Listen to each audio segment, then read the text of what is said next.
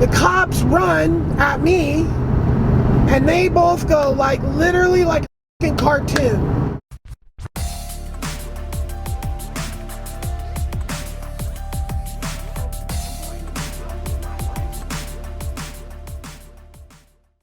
I think we tried to find some weed. So my first fake ID lasted a matter of hours. Well, I had the same fake ID at the coast. I got another one, and it had worked for me. You know, back then, the early 90s, it was like if you had something laminated with your picture on it, then, I mean, it was like, oh, it's your picture, it's laminated, it has information on it, you know. I mean, it didn't work everywhere, but I literally had fake ID from the time I was 18. And then,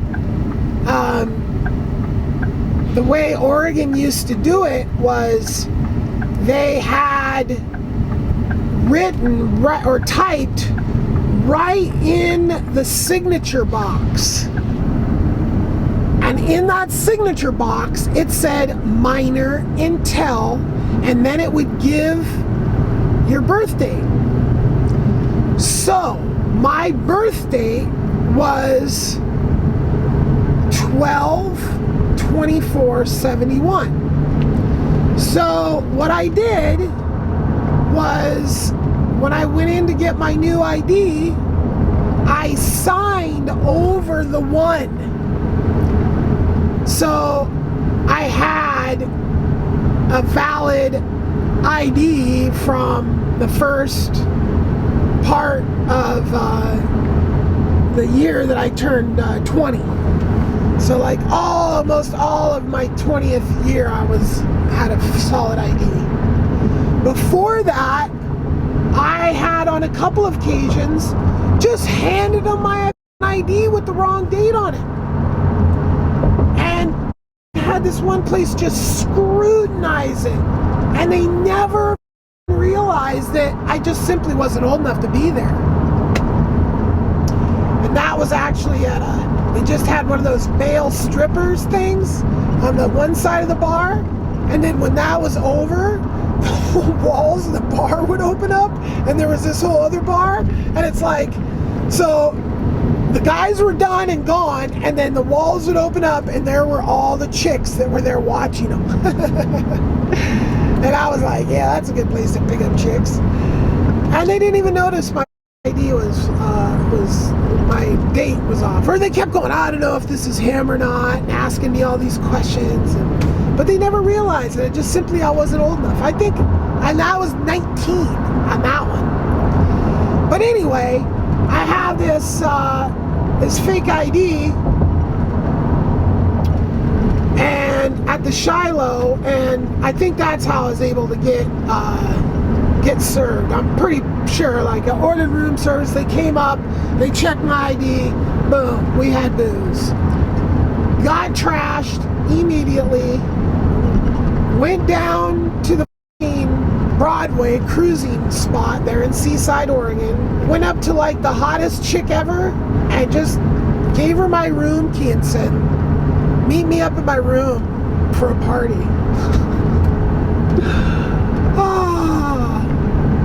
So I did that with like 2 or 3 different chicks, I think, and then didn't go back to the room. Got separated from Stoggs. He went back to the room to discover a bunch of people going through our shit, like robbing us basically. So somehow them being in the room had garnered a complaint. They came up to the room. Stoggs, being an idiot, doesn't think to say, hey man, these people broke into our room or something, try to play it off on them, you know, gets thrown out of the room. So I'm trash drunk, and I come back into the hotel. Stoggs is sitting in the lobby with all our, and I go in there and I'm like, what the f-? And I go up to the counter and I'm just arguing with them, and I'm arguing with Stoggs, the security guard comes up to me and tries to make me go. He tries to put his hands on me. That didn't work out well for him. He's coming at me, and I just, auto karate mode and just kind of passed him into the wall. And at that point, I go out the front door of the Shiloh, and I see two cops, and I run between them. And one here, I go forwards. Well, basically, what happens is the cops run at me, and they both go literally like a fucking cartoon.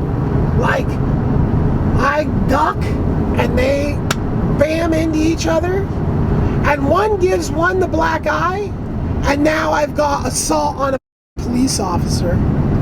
What the f? Yeah, so the cops hadn't even said stop. Cops hadn't said to me. They just ran, I ran, and they beat each other up and blamed it on me. Well, after they tackled me, I started screaming for people to riot. Apparently, a riot, not majorly, but apparently a riot ensued. And there was some turmoil. Not very long though, because as I was to later find out when rolling down the street in the back of a Seaside cop car, and he had a shotgun and M16 right in the front of the car. And I was like, so why do you have all that? And he said, because in the 60s, a bunch of hippies came to Seaside and took it over, apparently. And that wasn't going to happen again. Apparently they were going to massacre hippies with AK or M15, M16s, AR-15s, whatever. Apparently, the riot wasn't going to last long because of the nature of the armatures that the Seaside police had. So the police pretty much lied and said that, I assaulted them. So my interactions with police up to this point had been police being overly aggressive and hostile and lying. I mean, these are just my experiences with the police. I have to go to court now in Astoria, Oregon, because that was where the head of the county was. So Seaside didn't have its own courts. So now I had to take that bus back and forth to Astoria to go to court. Talk about holy cow. Well, then my sentence, which I just pled guilty to whatever bull, and pleading guilty to that bull fucked me in life, because it was some with assaulting cops, right? So every time a cop reads my, he thinks I've tried to assault a cop, which is totally bullshit. So those lying ass cops, because they're stooges that ran into each other, and they threaten you. Oh, you go to trial. You want the truth? Oh, you want the facts? Oh, you want justice? Oh, well, no. You're going to plead guilty, lie. You're going to lie to the judge and say you did it when you didn't even do it. Attempted assault on a police officer. I didn't attempt to assault anybody. The security guard, all I did was prevent him from grabbing onto me, which I don't know if that's assault or not. When somebody's coming at you to grab you and you just grab their wrists and step aside and they just keep going, I don't know what that's called. Being better than the person that's coming at you. I've had that bullshit on my record since I was 18. So my entire life, my entire adult life, every interaction I've ever had with a cop, the cop thinks I assaulted a cop, and I've never assaulted a cop in my life. I've never even tried. I think I ran from cops when I was like sneaking out at night, hiding in the, that's it. Part of the sentence was some money, and then another part of the sentence was house arrest. 30 days house arrest, which they wanted 30 days in jail, but I had a job and I lived in Portland, so they were okay, and they actually let me set up my own house arrest. So I literally went to the two different companies that offered it. The one lady was a complete bleep, bleep, bleep, bleep, bleep, bleep, bleep, bleep, bleep, bleep, all that. The other company was this dude, just mellow, So I obviously chose the one that I wanted and did that whole thing. It was 30 days. And boy, did I milk that. Oh, at the time I had two girlfriends. I had my 13-year older than me girlfriend and my 2-year younger than me girlfriend. Not quite 2 years, a little less. And I just literally would have them coming and going. I mean, one would be planned on coming over and the other one would be leaving. And holy cow. Yeah, quite a bit of banging in that 30 days. I was in the apartment that I lived in with Stoggs outside of Oregon City, like the first place I lived. The most notable thing that happened in that apartment, this doesn't really have anything to do with police or anything, but I just, like one night we had this apartment that had a living room, a kitchen, and a dining room. In the dining room, we had put all the couches and a table, and that was like the kick-it room. Like, that's where we always were. We had all this nice furniture in the living room that I got from my mom when she moved from Spain, and that was just like left in there alone, and it's nice. Like, but then it's like this little kick-it area, and it was just all cramped. There's no room to move around in there. Well, we kept a freaking, I think a 357 long barrel in the chair loaded. So the room was a little square. I was sitting in the couch. This dude that had come over, that was a friend of Stoggs, was sitting in the chair. And he just reaches in the chair, finds the gun, pulls it out, and shoots it. Accidentally. And the bullet missed me by about that much. I don't know how it didn't hit me, honestly. I mean, he shot the gun right at me. I mean, I was literally right in front of me. Pulled it out and bang. And we found where it was late at night, and in this apartment complex, up on the 3rd floor corner.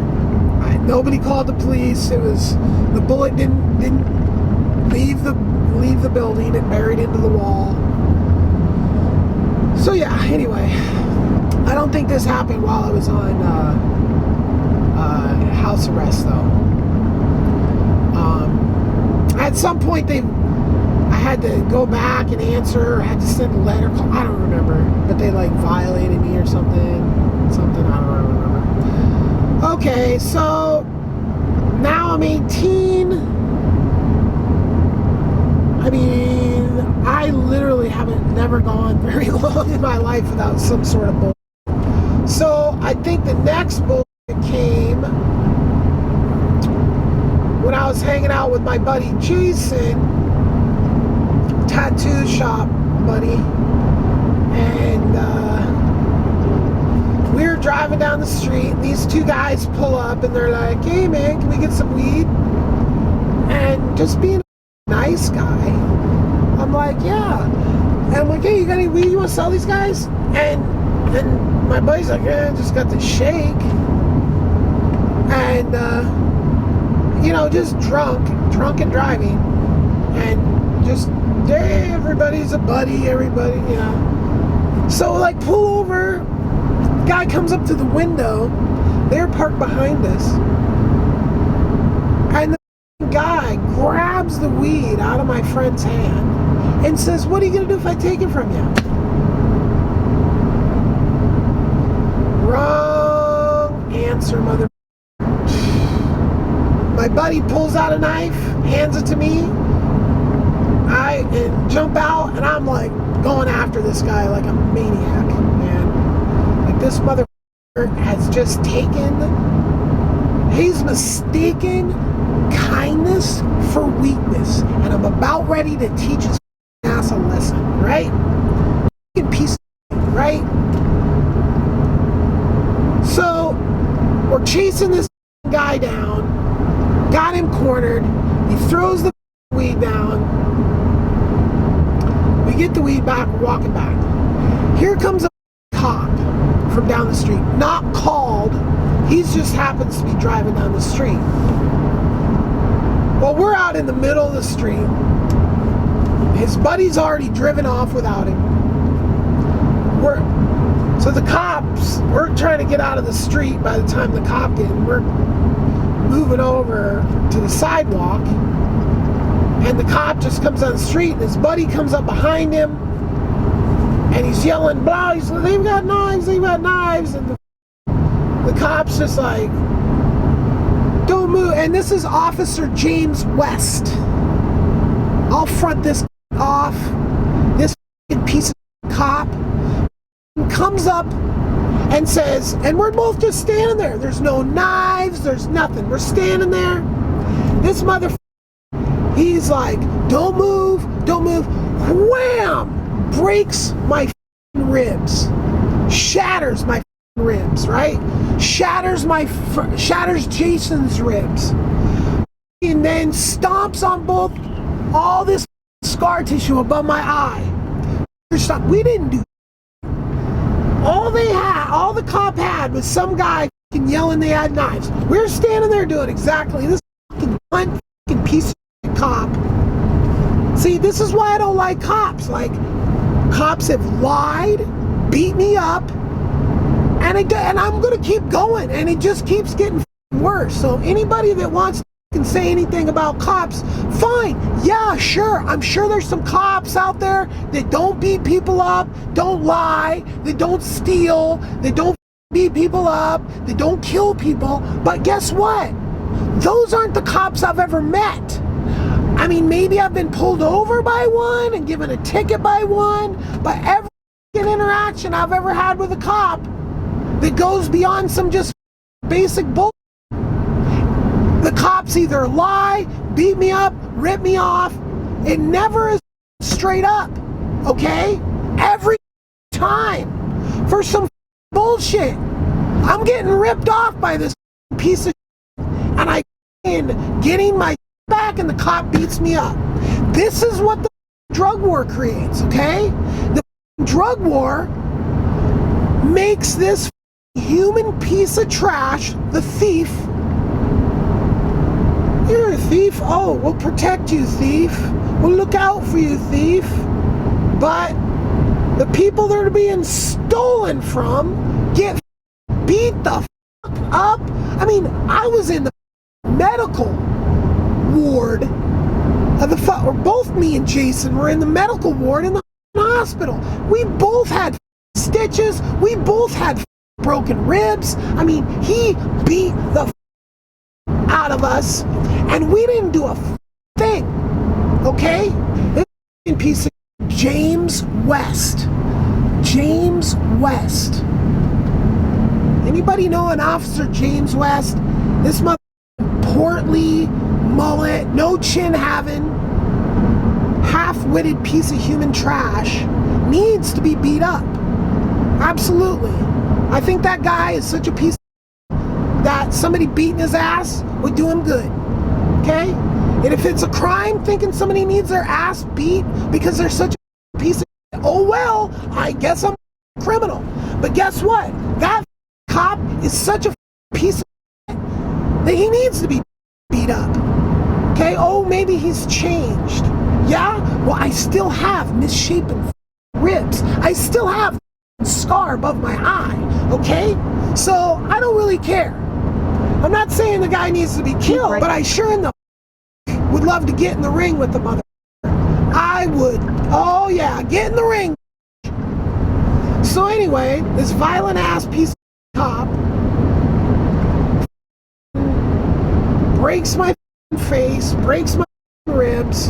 I'm on pre-trial release for this. And this is one of the biggest mistakes every plea agreement I've ever taken in my life has been a mistake. Going to trial, if everybody would go to trial, the system would change because they need people pleading guilty or else their whole entire system would just collapse. So I'm on pretrial release for this bullshit, and I am partying balls with some other guys at a strip club. I think I took 7 shots of Jaeger and then jumped in the truck. I had a little Ford Ranger extra cab, and I'm flying down the road. We're going, I don't remember where we're going exactly, but they're pulled over in this parking lot. I think I'm selling them weed. I had my brakes done by this guy for cheap in some guy's backyard. Ugh. Well, flying down the road, hit the fucking brakes. One side locks up, the other, and the whole truck just and up onto a curb and down the curb and wipe out a pole. Just up my truck. I was still paying it off for my grandpa. I did that, and then I give the guy the whole bag of weed, all my weed, and I tell him to get in the other truck, and then I take off to draw the attention of the cop, because I could hear the cop coming. There was a cop that saw the whole thing. He was like up on this hill on the other side of the street. So I take off and drive around and then park. So he has to follow me around, like, before he is like up on me. So before I could technically know I'm being pulled over, I just started driving away. And then I drove away, and then when I saw him turning again, that's officially when okay, I guess he's for me. I immediately park, I get arrested. Here is where I have seen for my own eyes how the cops can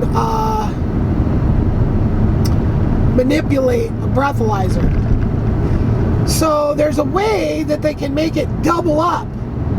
So whatever you blew, that didn't blow high enough, so they come up with some bullshit excuse like you didn't blow hard enough or something like this, so you got to blow again, and then it doubles it. So I was 0.08.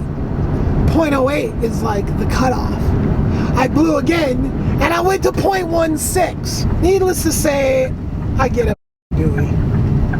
And at that point in my life, I wasn't really trying to be on a Dewey. So I really screwed myself, and not only myself, and my buddy Jason, I feel so bad for him because he literally did nothing. Like an idiot, I was like, oh, I got 2 drunken driving cases open at the same time. I gotta blah, blah, blah, just thinking a bunch of I convinced Jason to take a plea when he didn't have to. I mean, it didn't matter at all. he shouldn't have. And then that f***ed his life up a lot. Like, the guy had no charges ever in his whole life, I think, and then that charge him from firearms, maybe?